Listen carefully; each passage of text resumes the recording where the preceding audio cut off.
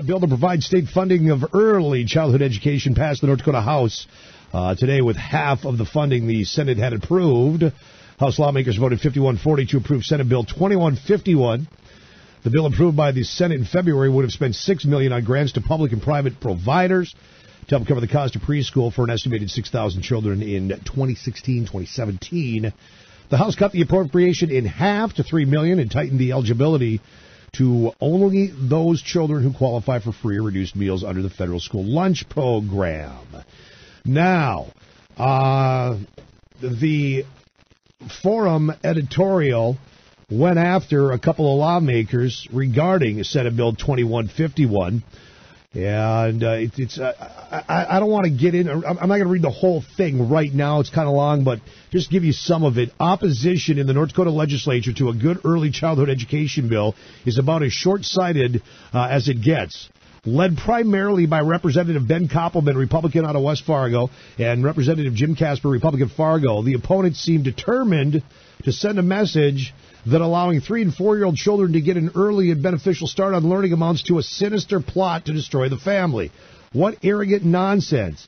It's as if they long for the time when, boy, this is a stretch, barefoot, pregnant, and home no matter what was the status of most women.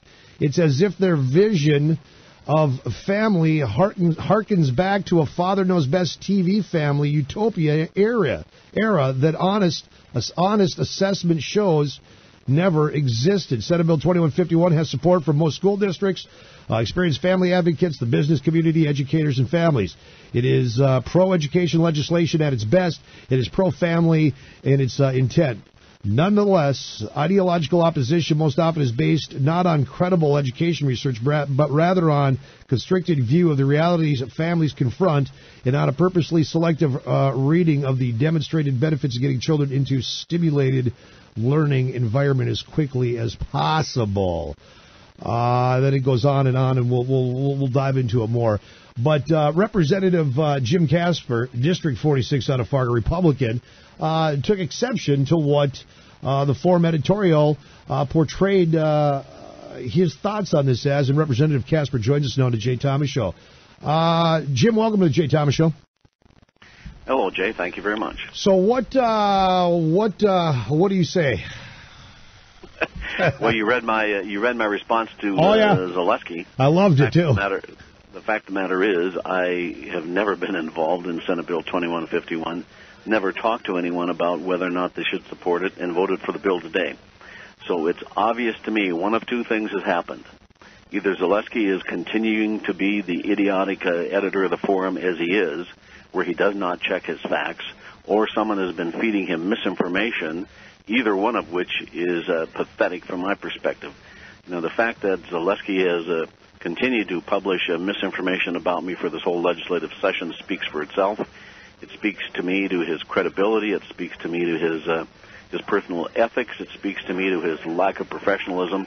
Guys like him have the opportunity to publish anything they want every day, and I'm sick and tired of being mischaracterized and misrepresented by that person who calls himself an editorial chief of the Forum. The Forum ought to be embarrassed, and he certainly is an embarrassment. Jim, why do you feel that you yourself you're being specifically targeted, and if so, why? I have no idea. I think Jack Zaleski has a personal dislike for me, and I think it goes back a number of years. And that's something that maybe if he ever had the courage to come on a radio show and ask some questions or do a debate with me, and I challenge that person to a public debate anytime, any place, on any venue, and he can pick the moderator. You might ask him what it's all about, but he's mischaracterized my position on Common Core and what Common Core is all about. He's published editorials over the last number of months that totally misrepresent the reasons why North Dakota needs to get out of Common Core. They've had editorial cartoons, which are pathetic. So obviously there's some type of an orchestration going on in the Forum newspaper to mischaracterize me and assassinate my character. And I'm just sick of it. You sound like you're a little upset, Representative Casper, and if you're being misspoken about, if truths are not being told, things are being fabricated as you say they are, believe they are, then I can understand you being upset. And you're telling me that you would be willing, any venue, any moderator, to debate Jack Zaleski? Anytime, any place, any venue, any moderator. At night, or 6 in the morning, or during the day. It doesn't matter. I will. I suspect he would never have the courage to do that. I will do my best to get that message to him and see if it's something he is willing to do. You're willing to stand up for what you believe in and stand up for yourself, and we'll see if we can get that done. Can you give us your thoughts on Senate Bill 2151, the way it's gone through now?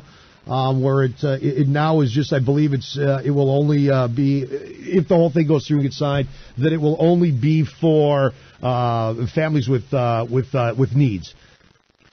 Well, that's true, Jay. It requires a certain income test so that poorer families will have the opportunity to use the funding, and it's also a choice where parents can or cannot use the system. It's up to them. So it gives parents choice, and it targets folks that are in the lower income bracket, and I have no reason not to support that.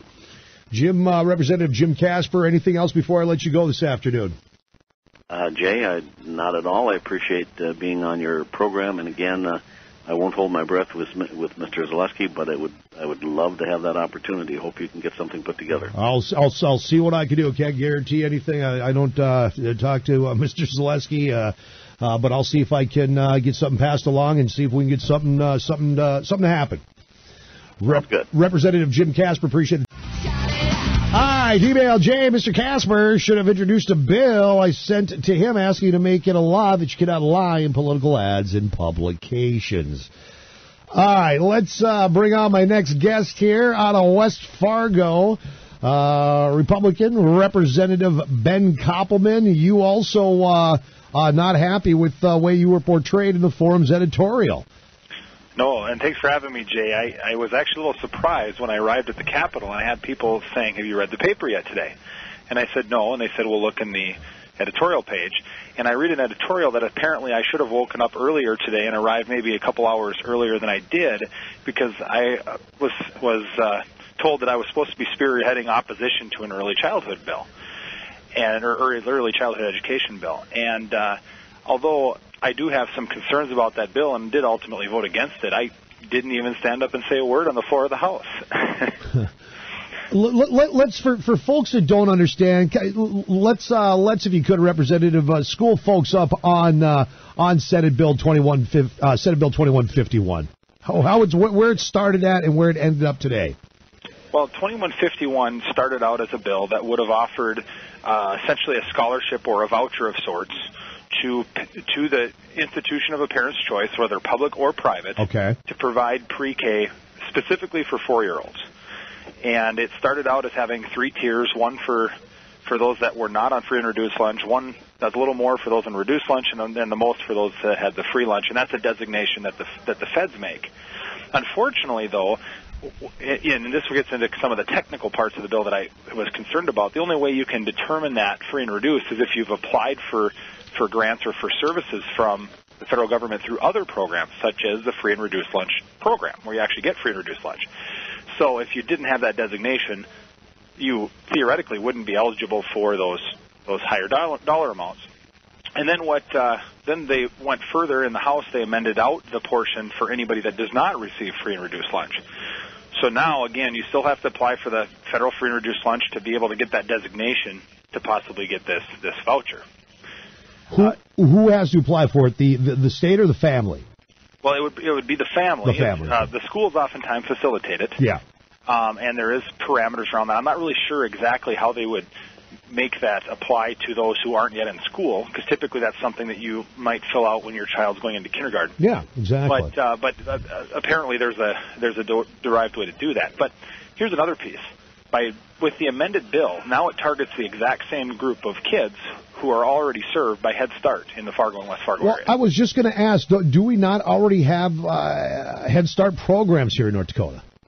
We do, and they are oftentimes done in partnership with the public schools. I believe they're in both Fargo and West Fargo. I do not know all the school buildings that they are in, and I do know from time to time that there are more requests to be part of it than the feds send money for. So there is probably a desire to have that service that is not granted. When the bill was originally brought to my attention, before it was actually on paper, the idea of the bill I wasn't necessarily against, because they said we recognize that public schools are overcrowded, that West Fargo is building another school every, couple of years, or 1 to 2 a year, and Fargo is starting to see some real pinches the further south you go. Mm-hmm. And so they don't necessarily have room to start these preschools.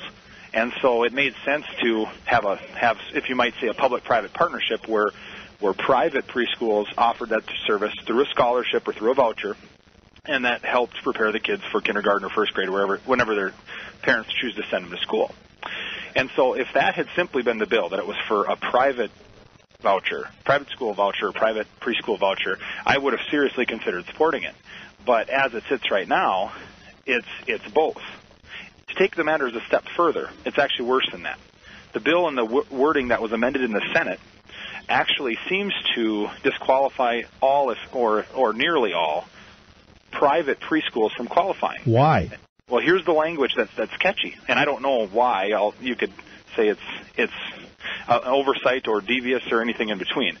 But it says, any early childhood service provider who agrees to participate in the coalition, which is a group headed by the school superintendent, or on its governing board may submit an application to the Department of Commerce for a grant under this section, provided the governing board certifies to the department that the provider, and then it goes down to letter C, has documented the provider's willingness to admit children of all learning abilities into the early childhood education program. Okay.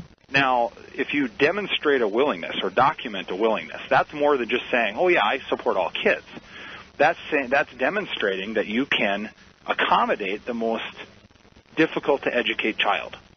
And so if I can just make an example of somebody who on the autism spectrum is very, very in need of service, maybe even possibly like one-to-one type education. Now, those kids may already, under current law, be able to go into the public schools at even as early as age 3 to get services through the special ed initiative. They may also choose not to do that. And they may say, no, you know what, I don't want to enter my child into the public school system until they're kindergarten, but I do like this other program. Sure. So now that parent would come to a private institution who maybe doesn't have the service for a very seriously autistic child. And then at that point, they've now disqualified their entire learning facility for all children because they can't accommodate 100% of all the learning abilities. So if you cannot handle all children of, and when we say all children, it means children of any learning ability, if you can't do that, then you can't take any. That's how I've read it, and I voiced the concerns when we had it in the policy committee here, and ultimately that was one of my primary reasons for voting against the bill in committee. Then it went to the Appropriations Committee where it got amended to exclude those that aren't on free and reduced lunch, but that language remained, and then that's what we ultimately saw in the House and narrowly passed today. So that's kind of a background of why I voted against a specific bill. But back to the editorial, where they're suggesting that I'm some sort of a ringleader leading an opposition, and some of the statements they make, I think they couldn't be further from correct. And if you don't mind, I'd like to quote a couple sections from that editorial. Yeah, that's fine. It says that the opponents seem determined to send a message. Of course, the opponents being myself and Representative Jim Casper as being the ringleaders of. The opponents seem determined to send a message that allowing 3- and 4-year-old children to get an early and beneficial start to learning amounts to a sinister plot to destroy the family. And it's as if they long for the time when barefoot, pregnant, and home no matter what was the status of most women. It's as if their vision of family harkens back to a Father Knows Best TV family utopian era that an honest assessment shows never existed. So if I can just say that, first of all, Father Knows Best I'm pretty sure was on before I was even alive, so I don't know if that can be my drive there. But it's in reruns. No, I'm just kidding. I'm kidding. But in my own family, I mean, my wife, my family has always been a 2-income family. Yeah. Ever since before we had kids. My kids both went to private preschools when they were 3 or 4. They both attend the public school. And so if my own example, if the life I'm living is the example of destroying the family, then I take offense to that. I don't think that's what he's saying here. I think he's suggesting that those who oppose this bill want some other vision of family. But why would I want a different vision of family than what my own family is? That's ridiculous. And it goes on to say later, young families that are trying to make ends meet with two incomes appreciate an option for high-quality education for their young children. I'm a family of two incomes. At the time when my children were that age and had something been available for those that weren't on free and reduced lunch, maybe I would have appreciated that. But again, if anything, I fit into the box. I'm not somebody that's standing on an ivory tower lording over other people. And then finally it says not all lawmakers have best interests of children and families at the top of their legislative agendas. Now, you've heard me, maybe privately, maybe on the air, talk about things that have to do with student data privacy, that have to do with parental rights when it comes terms of directing their child's education. You've heard Representative Casper talk about the concerns over Common Core and over the state testing. But neither one of those are this issue. So it seems to me that the editorial board at the Forum wants to lump his championing of that issue, mine of the issue with the student data privacy and the parental rights, and say automatically that A plus B equals we must both be leading the opposition to C. And that couldn't be further from the truth because, as you heard earlier, Representative Kasper voted for the bill, and I never even stood up to say anything on the bill, so clearly I could not be leading. Have you contacted the Forum editorial board? I did. I left a message on Mr. Zaleski's direct number, asked him to contact me back and let me know what the source of this story is, because clearly it's off base, and hopefully get them to backtrack from that, knowing that was not the case. I have yet to get a call back. Representative Ben Koppelman of the J. Thomas Show, Republican out of West Fargo, talking about Senate Bill 2151 and the Forum editorial today. By the way, you can check out the entire editorial in today's Forum, or inforum.com. As well. And I got to tell you, the Forum, the Grand Forks Herald, the Bismarck Tribune, who, by the way, today the Bismarck Tribune, their editorial on the new gun control, or the new expansion of where you can carry your weapon, concealed carry, they completely botched that up. They didn't have the facts there. That was completely screwed up. But I got to tell you, this is the first time, at least in a long time, that I remember.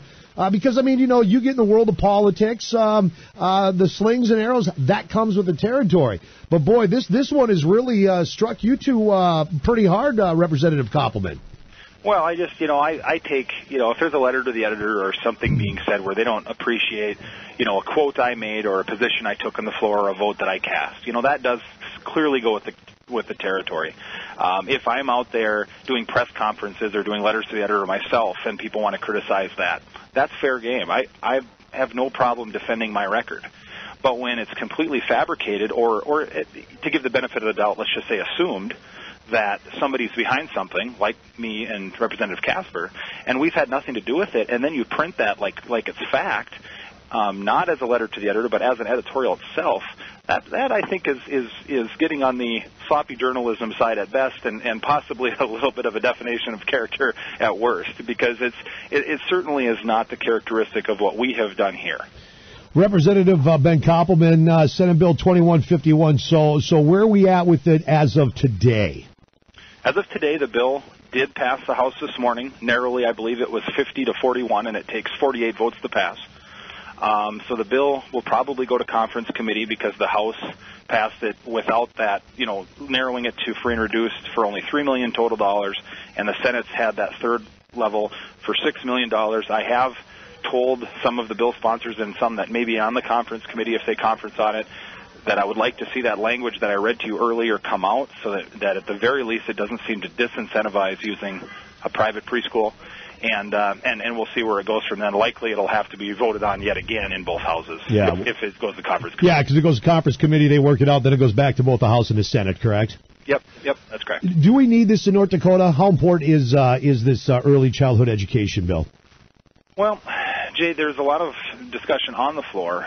Many of the proponents that stood up in favor of it, likened it to daycare. Well, they likened it to those that are single, maybe a single mother or somebody else who are single or two working income family who would go to work and leave their kids at home because they couldn't afford daycare, and this would be a safe environment for them to be instead of at home. They may have meant that they could get education as well, and I'm not trying to put words in their mouth, but there does seem to be a low-income child care element to this.